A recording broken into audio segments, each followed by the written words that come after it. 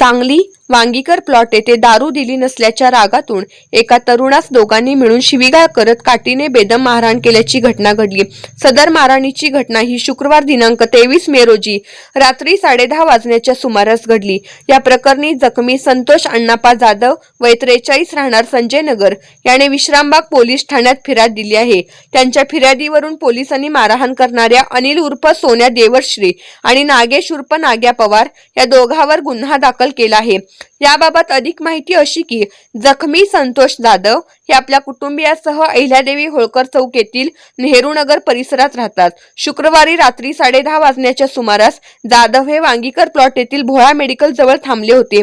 यावेळी संशयित सोन्या देवश्री आणि नाग्या पवार हे दोघे जण त्या ठिकाणी आले। त्यांनी संतोष जाधव यांना दारू पिण्यास मागितली। यावेळी जाधव यांनी दारू देण्यास नकार दिला।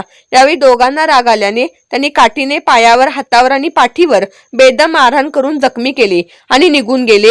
घडलेल्या या घटनेनंतर संतोष जाधव यांनी विश्रामबाग पोलीस ठाण्यात फिर्याद दिली। त्यांच्या फिर्यादीवरून पोलिसांनी मारहाण करणाऱ्या दोघांविरोधात गुन्हा दाखल केला आहे।